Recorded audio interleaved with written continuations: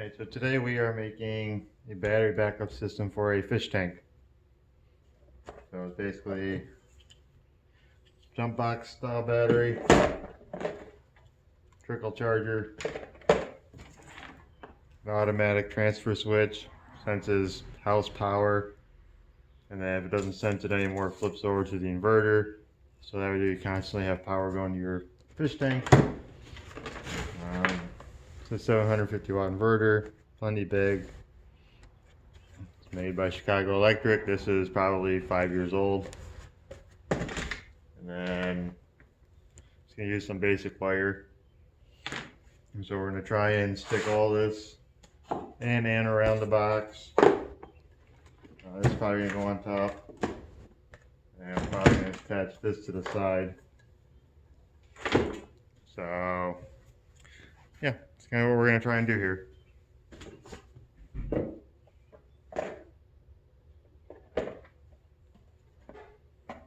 going to cut a hole right here for the window for this, so we can see that it's green without having to open the box every time.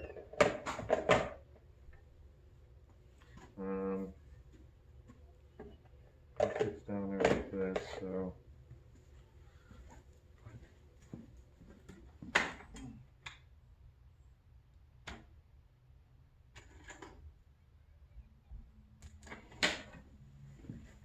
I'm kind of tired at the moment, so I'm not all energetic.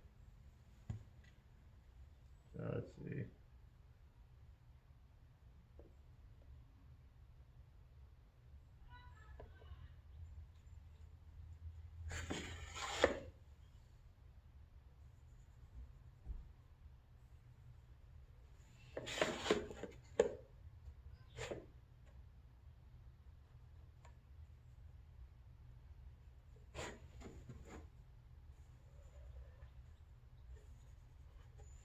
So somewhere right in here we gotta cut that out.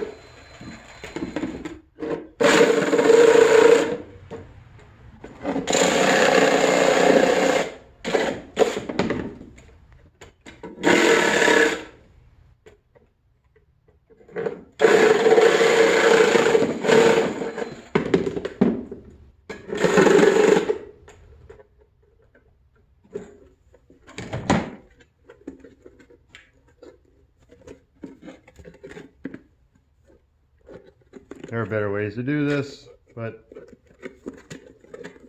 I'm currently doing it. It isn't going so well for me.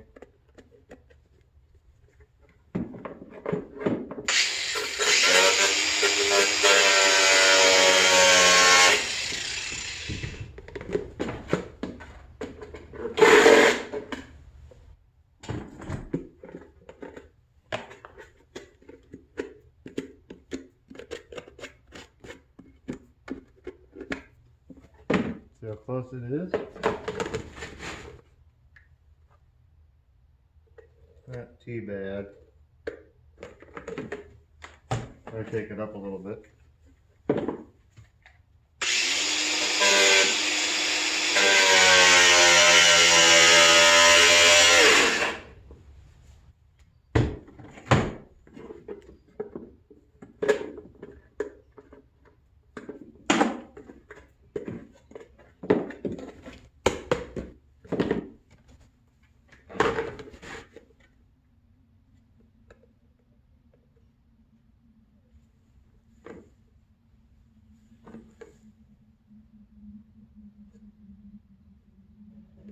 trying to be I'm going a little wider and should be good. And this will sit in here. And then this comes with either alligator clips or, you know, battery mounted with a fusible link. So we're using this.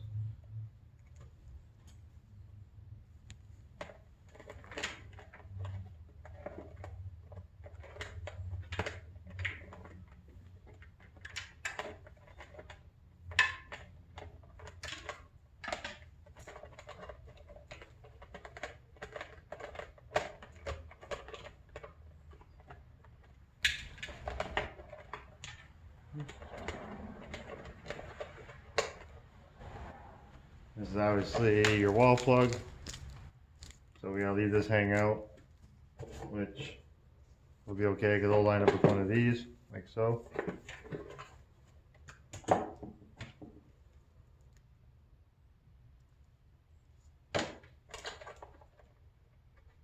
a second.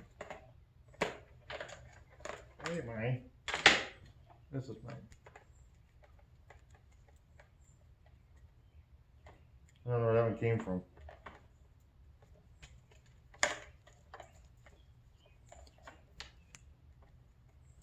That's better. Still same thing.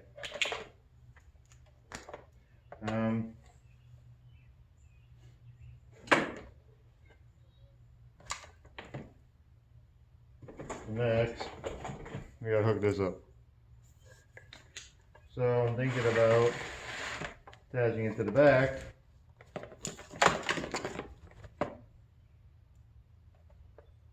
But I gotta watch the screws that come through. Let me think about that and I'll be right back. Alright, so this is what I chose to do. Put it on the front along with the maintainer here because the screws are going to hit the back of the battery. That wasn't going to work out. So it won't hit the maintainer because down here you got this extra little foot down here. So the screws are actually in that hole. And then this sits taller than our inverter in here. I don't know if you can see that, but so the screws won't actually ever touch anything that they shouldn't touch. So we're done. I'm just taking some self-tapping screws.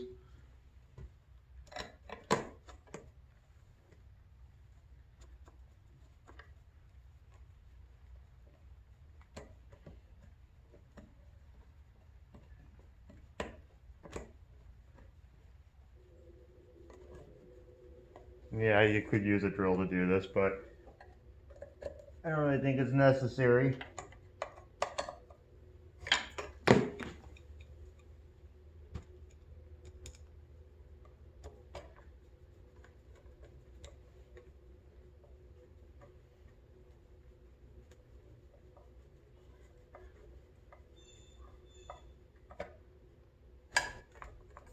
Okay.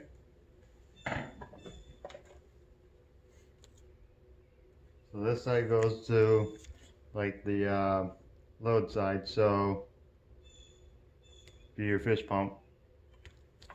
And then this plugs into your inverter, which is this, based on the instructions, and this plugs into the wall for your utility. So when it senses this power is gone, it clicks over to this power, so your fish tank still has power. And then this supplies this with 12 volt power, converts it into 120, so either this can send power up. So, brain fart, okay. This goes on top. You can make this as big as you want or as small as you want. I don't know if this is big enough for what we're doing or not. I won't know until we do it. We don't lose power very often, so it may never get used. Not quite sure. And then we're going to mount this to the top of the box. Probably this way. Because then this is going to come up here.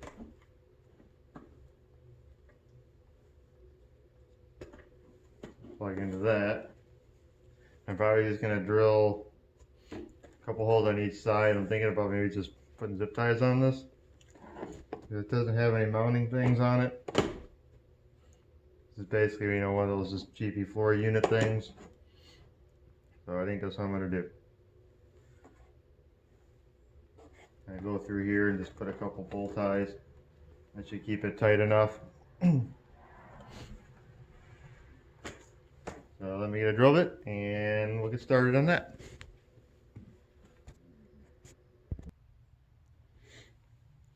Alright, so I drilled some holes all the way through both sides. And I'm going to take some zip ties and we're going to tie this in place.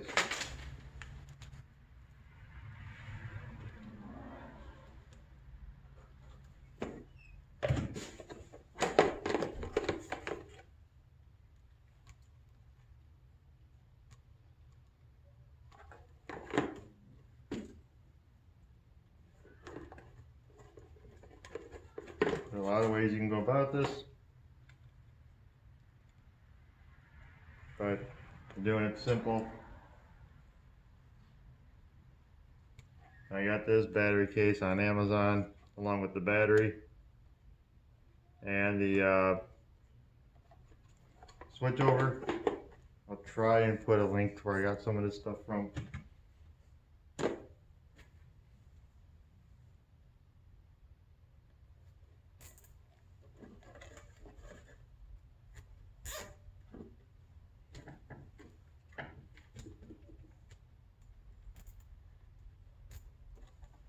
And you can use this to do a lot of things with, not just doing what I'm doing it for.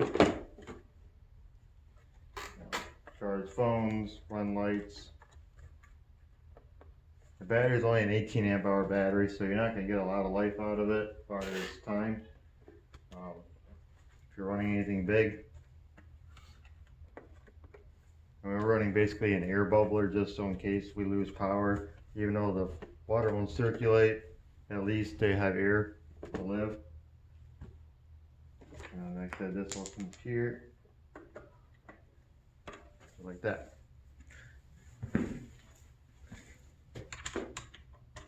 Now all we got to do is take these two big wires and run them out through here and connect this up. And then I gotta put ends on these two. So fold that over.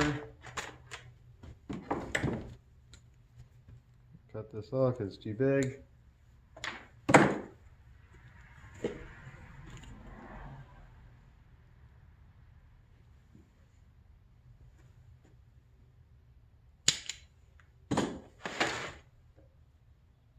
I don't even know how much I was out of camera view for some of that. Hopefully not much.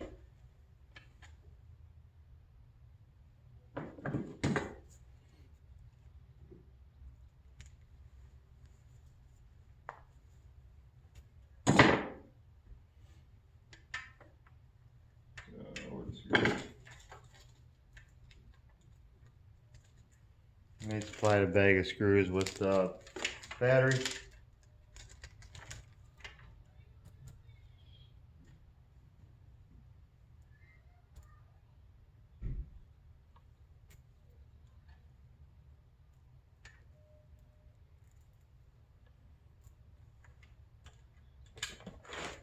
Black to black, red to red.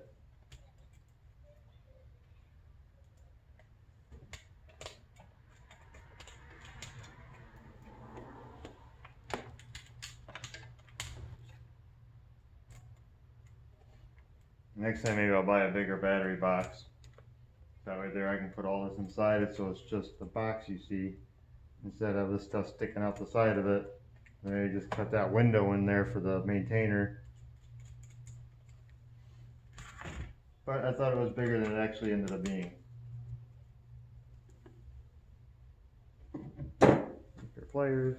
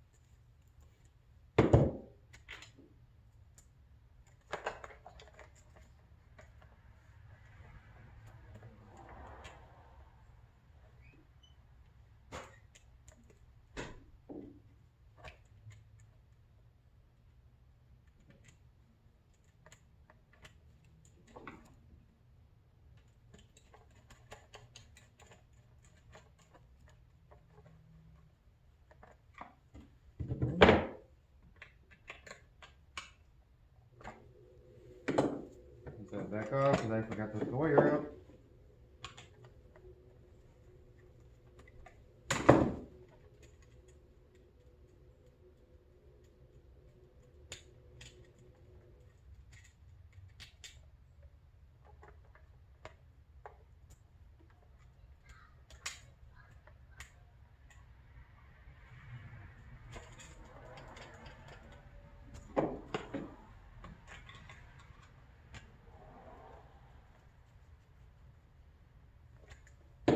Okay, so this has got a fusible link.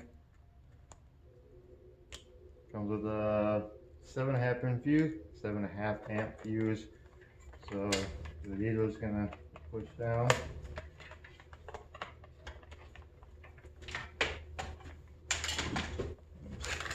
Take this.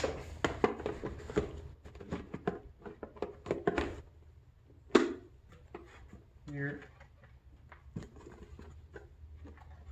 I don't know if I can.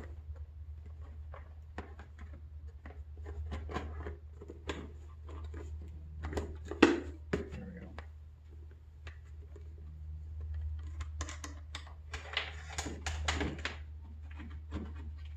These are number 8 yellow connectors.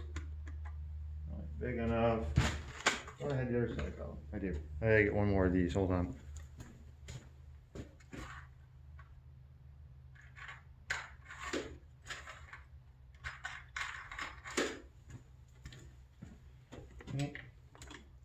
Make these as long as you would like.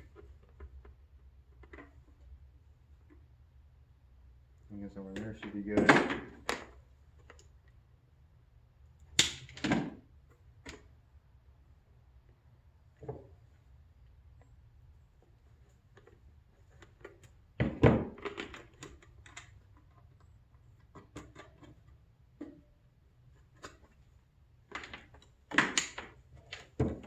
Same thing with the red one.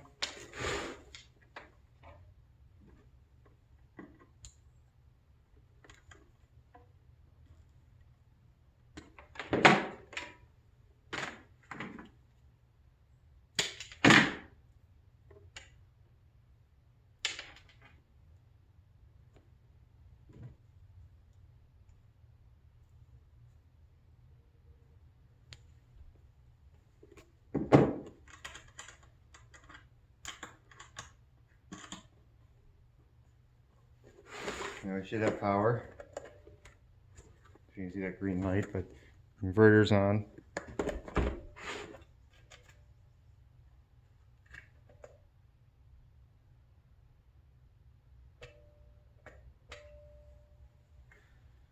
Okay, so now I gotta find ends for this. So I gotta wire hook this to an extension cord thing, and I gotta put a female plug on this.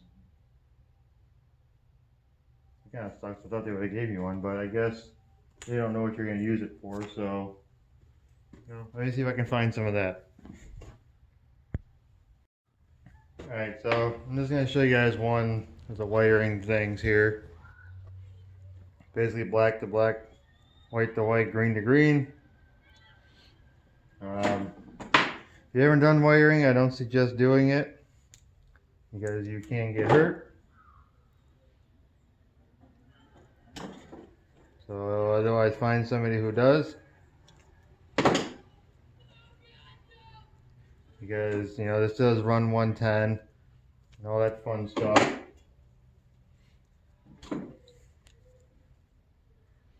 This is an old plug, but not too concerned about it.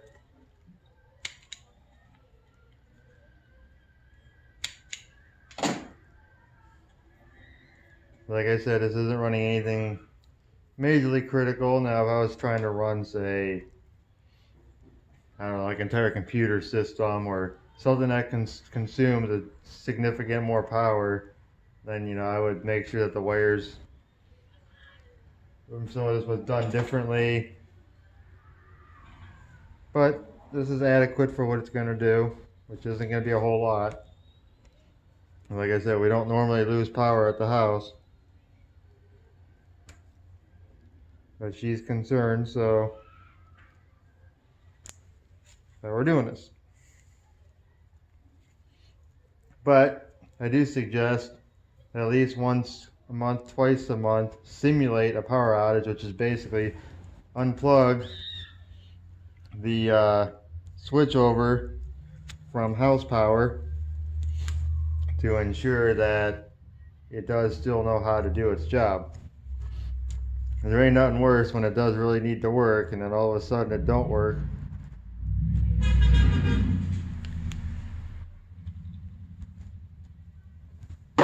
These are just heat shrink butt connectors. I'm using a heat gun. You can use a lighter, blow a torch, whatever it is you feel that you have. These are just some old sump pump cords that I'm just converting over. Otherwise, you know, you should have other outlets, but for plugs,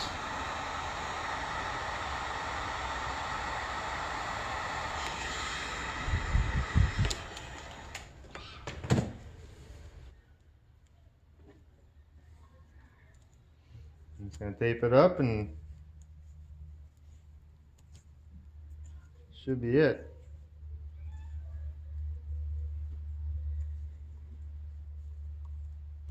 Did I even hit the record button? Yeah. I'm using my phone today, so I didn't feel like getting the GoPro out. I do have you mounted up on a tripod though, but because with my phone I can have you about 3-4 feet away from me, whereas my GoPro has to be about next to me. Plus my phone records in HD and does all the fun stuff.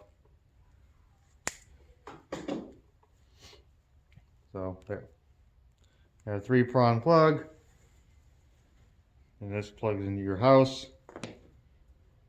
So all you gotta do left, really, I think, is just rehook up the power inverter, simulate a load, which is, you know, not hard. Plug in a trouble light or something like that.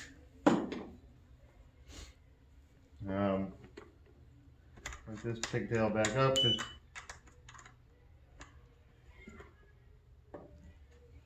Okay, so now I should be able to take this. I heard it click. Now let me go find a trouble light. Hang on.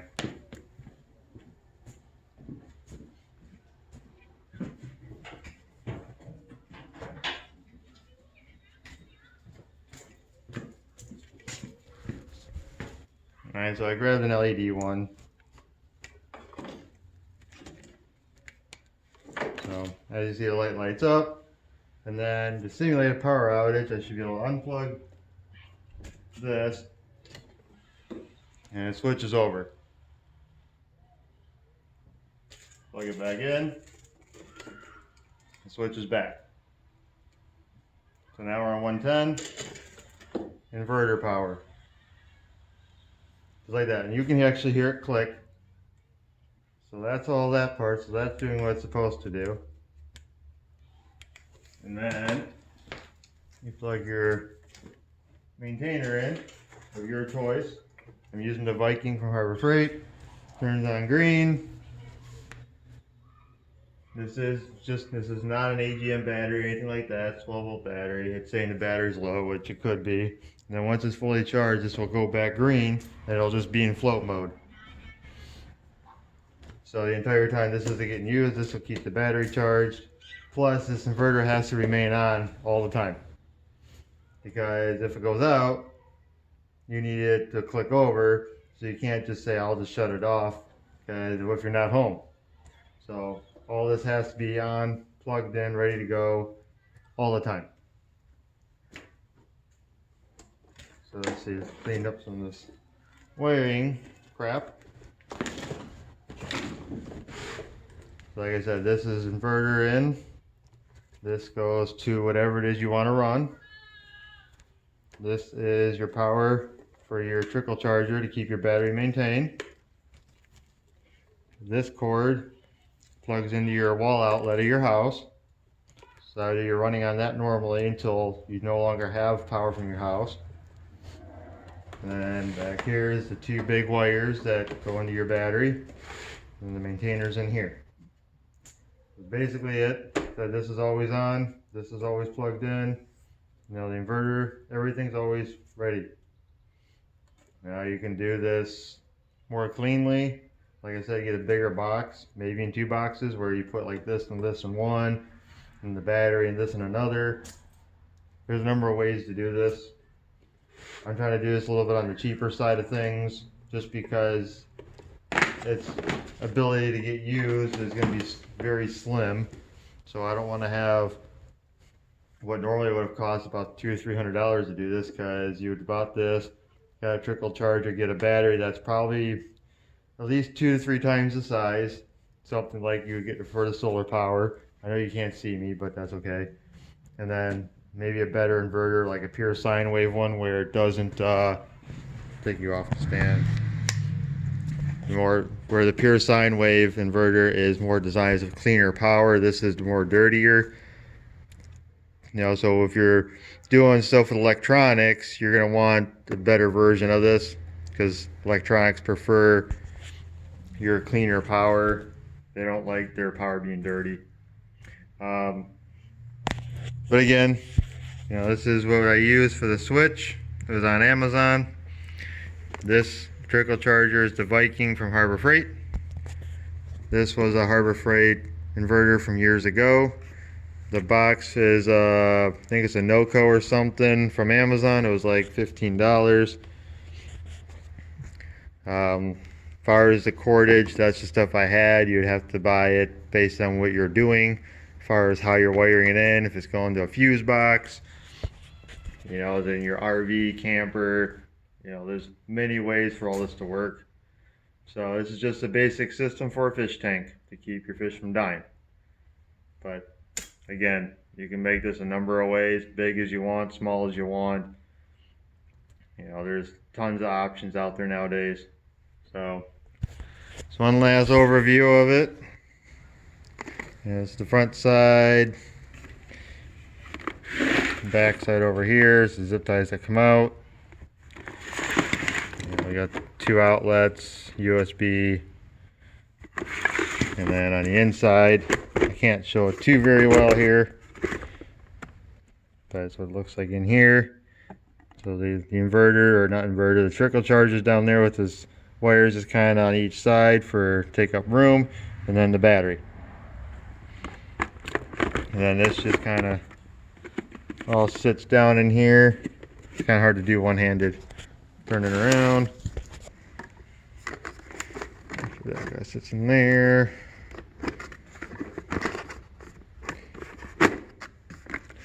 Alright, both sides are clicked. And then this is going to go in a cabinet that the fish tank's sitting on, so you won't actually see this. The only thing you're going to see are the long leads that go out to the necessary, you know, components. So that'll be it for this video. You know, I was hoping to try and be a little more energetic with it, a little more in depth, but I guess I was kind of out of it. Still am. Like I said, just basic wiring. You know, use wire size that you know you need to use. This is fine for the load. I think these are, I want to say it's an 8-gauge wire, which is plenty fine. I mean, I do have up here, I do got like, you know, jumper cable wire that I could have used, but that's a bit overkill. Because your average house power is only like a 14-2 wire, which is solid core, but you know, it'll be fine. That's about all I got as far as this goes. So like I said, I'll end this video and see you in the next one. Thanks for watching.